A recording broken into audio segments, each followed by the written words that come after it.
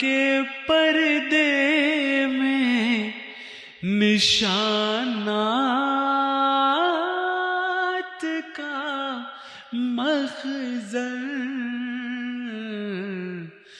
قرآن کا ہر حرف کرامات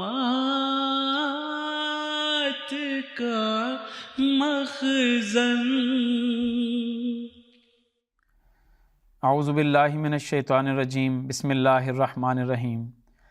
اذ قال الحواریون یا عیسی ابن مریم هل یستطیع ربک ان ینزل علینا مائدۃ من السماء قال اتقوا اللہ ان کنتم مؤمنین قالوا نريد ان نأکل منها وتطمئن قلوبنا ونعلم ان قد صدقتنا ونکون علیہا من الشاہدین قال عیسی ابن مریم اللہم ربنا انزل علینا مائدۃ من السماء تکون لنا عیدا لاولنا وآخرنا وآیۃ منک وارزقنا وانت خیر الرازقین قال اللہ انی منزلها علیکم فمن یکفر بعد منکم فانی اعذبہ عذابا لا اعذبہ احدا من العالمین۔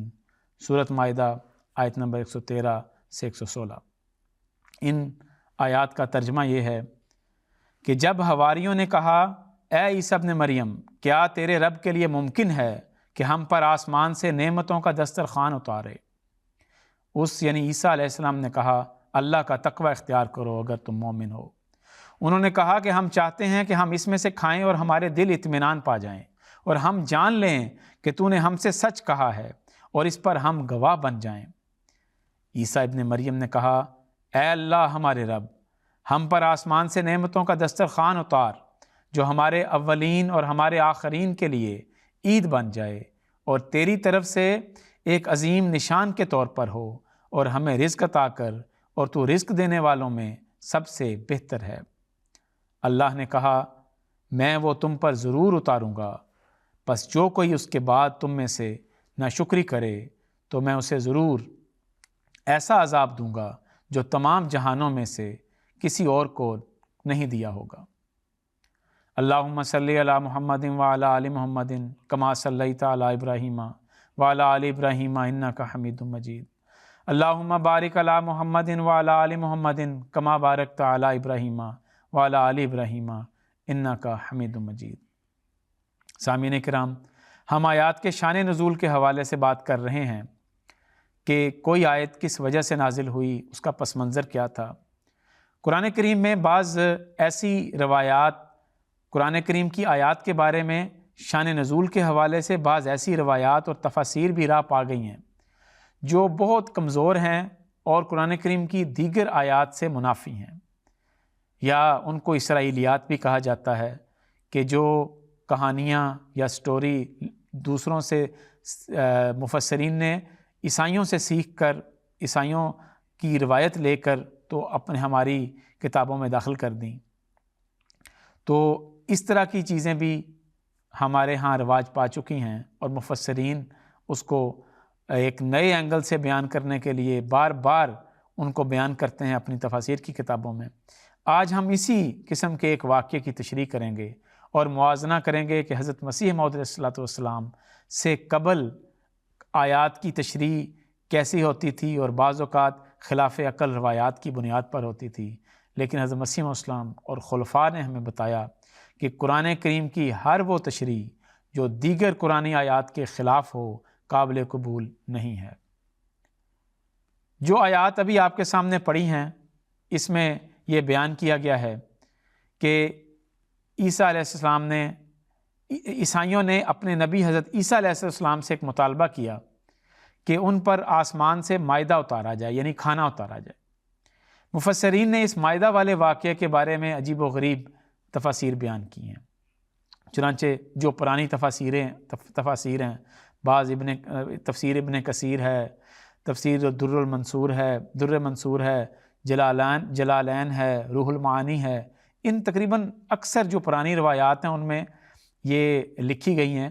بڑی لمبی روایات ہیں، میں اس کا خلاصہ آپ کی خدمت میں پیش کرتا ہوں۔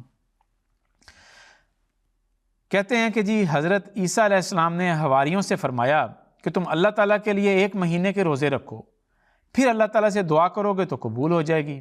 چنانچہ انہوں نے حضرت عیسیٰ علیہ السلام کی یہ بات مان لی اور 30 روزے پورے کیے اور کہا کہ اب اللہ تعالیٰ سے دعا کریں، اللہ تعالیٰ سے گزارش کریں کہ اللہ ہماری دعوت کرے، اور دعوت میں ہمارے لیے آسمان سے دسترخوان اتارے۔ حضرت عیسیٰ علیہ السلام نے پہلے تو انہیں سمجھایا کہ یہ دعا مناسب نہیں ہے، لیکن جب انہوں نے اصرار کیا تو حضرت عیسیٰ علیہ السلام نے مان لیا، اور انہوں نے دعا کی کہ جو قرآن کریم میں ہے کہ اللہم انزل علینا مائدۃ من السماء، کہ اے اللہ ہمارے لیے آسمان سے کھانا نازل کر۔ چنانچہ لکھا ہے روایت میں کہ یہ دعا قبول ہو گئی اور آسمان سے ایک ریڈ کلر کا، سرخ رنگ کا دسترخوان اترا جو بادلوں کے درمیان رکھا ہوا تھا۔ ایک بادل اوپر تھا اور ایک بادل دسترخوان کے نیچے تھا، اور اوپر سے نیچے آ رہا تھا اور سب لوگ دیکھ رہے تھے۔ حضرت عیسیٰ کے جو تمام حواری تھے وہ بھی اپنی آنکھوں سے مشاہدہ کر رہے تھے۔ دوسری طرف کہتے ہیں روایات میں لکھا ہے کہ حضرت عیسیٰ علیہ السلام کا یہ حال تھا کہ وہ خوف سے کانپ رہے تھے، کیونکہ اس مائدہ کے ساتھ عذاب کی شرط بھی تھی کہ اگر کفر کیا تو پھر ایسا عذاب ملے گا جو پہلے کبھی کسی کو نہیں ملا ہوا ہوگا۔ یہ دسترخوان جب زمین پہ اترا تو کہتے ہیں کہ ایک رومال سے ڈھکا ہوا تھا، کور تھا۔ حضرت عیسیٰ علیہ السلام نے تمام لوگوں کو مخاطب کر کے کہا کہ کون ایسا جرأت مند شخص ہے، کون ہے جو اس رومال کو اتارے اور اس کو کھولے اور اس کا افتتاح کرے۔ حواریوں نے عرض کیا کہ ہمیں تو ڈر لگتا ہے، آپ سب سے بہتر ہیں۔ چنانچہ روایات میں لکھا ہے کہ حضرت عیسیٰ علیہ السلام کھڑے ہوئے، تازہ وضو کیا، جائے نماز پر آئے، چند رکعتیں پڑھیں اور پھر بڑی دیر تک روتے رہے۔ پھر دسترخوان کے پاس آئے اور رومال کو پکڑا اور اٹھایا اور ساتھ یہ فقرہ پڑھا کہ بسم اللہ خیر الرازقین، اللہ کے نام کے ساتھ جو بہترین رزق دینے والا۔ دسترخوان میں آپ کیا دیکھتے ہیں کہ ایک موٹی تازی جو مچھلی ہے، تلی ہوئی مچھلی رکھی گئی ہے اور بالکل صاف کیا گیا ہے، اس کے اندر کانٹے بھی نہیں ہیں، اس سے گھی ٹپک رہا ہے اور بہہ کر سارے مچھلی کے اطراف میں بھی جم رہا ہے۔ پھر اس کے ساتھ مچھلی کے ساتھ سبزیاں بھی ہیں اور سبزیوں کے ساتھ 5 روٹیاں بھی رکھی ہوئی ہیں اور ساتھ سرکہ رکھا ہوا ہے اور ساتھ نمک رکھا ہوا ہے مچھلی کے ساتھ۔ ایک روٹی پر زیتون ہے۔ تو گویا کہ پورا جو ایک، اگر آپ کسی ریسٹورنٹ میں جائیں تو ایک پلیٹر کا جو نقشہ ہے وہ پیش کیا گیا ہے کہ دوسری ایک روٹی پر کہتے ہیں زیتون ہے، دوسری روٹی کے اوپر جو ہے وہ انار رکھے گئے ہیں، کسی پر کھجور رکھا گیا ہے۔ پھر ایک اور روایت کے حوالے سے میں بلکہ بتاتا چلوں، ایک روایت میں آتا ہے کہ ایک روٹی پر زیتون، دوسری پر شہد، تیسری پر گھی، چوتھی پر پنیر اور 5ویں پر خشک گوشت رکھا ہے۔ پھر آپ نے یعنی حضرت عیسیٰ علیہ السلام نے فرمایا یا سمکا تو اودی باذن اللہ کما کنتی، اے مچھلی تو جیسے پہلے تھی اسی حالت میں چلی جا۔ چنانچہ لکھا ہے کہ وہ مچھلی فوراً زندہ ہو گئی اور ایسے محسوس ہوتا تھا جیسے ابھی ابھی پانی سے نکال لی گئی ہے۔ اس کے بعد حضرت عیسیٰ علیہ السلام نے کہا کہ اے مچھلی تو دوبارہ اسی حالت میں ہو جا جیسے تو تلی ہوئی تھی۔ چنانچہ وہ مچھلی دوبارہ اپنی حالت پر واپس ہو گئی۔ سامعین کرام، بعض کہتے ہیں کہ اس دسترخوان میں 7 مچھلیاں اور 7 روٹیاں تھیں۔ بعض کہتے ہیں کہ اس آسمانی مائدے میں گوشت اور روٹی تھی۔ بعض کہتے ہیں کہ اس میں جنت کے پھل تھے۔ بعض کہتے ہیں کہ ہے تو وہ مچھلی تھی لیکن اس میں دنیا کی ہر چیز کا ذائقہ تھا۔ اور بعض لوگ کہتے ہیں کہ وہ جو دسترخوان تھا اس میں سے 4000 آدمی بیک وقت بیٹھ کر وہاں پہ کھانا کھا سکتے تھے اور کھاتے تھے، اور وہ کھانا بالکل بھی کم نہیں ہوتا تھا۔ پھر جب سب لوگ کھانا کھا چکتے تو پھر کیا ہوتا تھا؟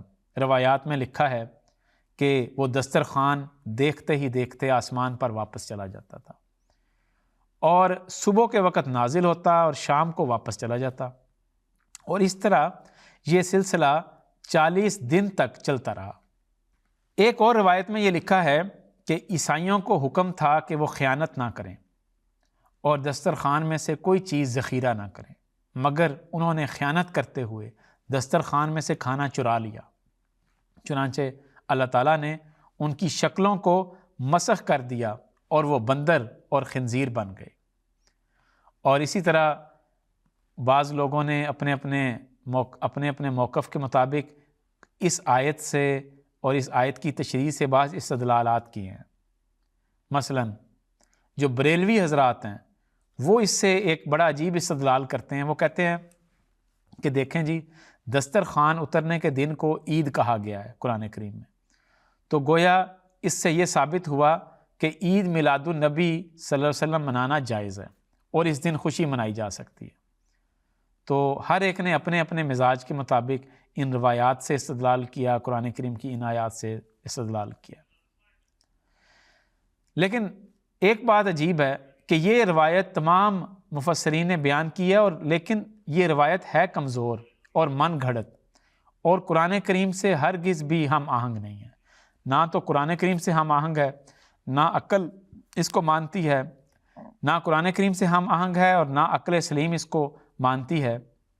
اس لیے ہم یہ دیکھتے ہیں کہ جماعت احمدیہ کی تفاسیر اس حوالے سے کیا کہتی ہیں اور ان آیات کی حقیقی تفسیر کیا ہے۔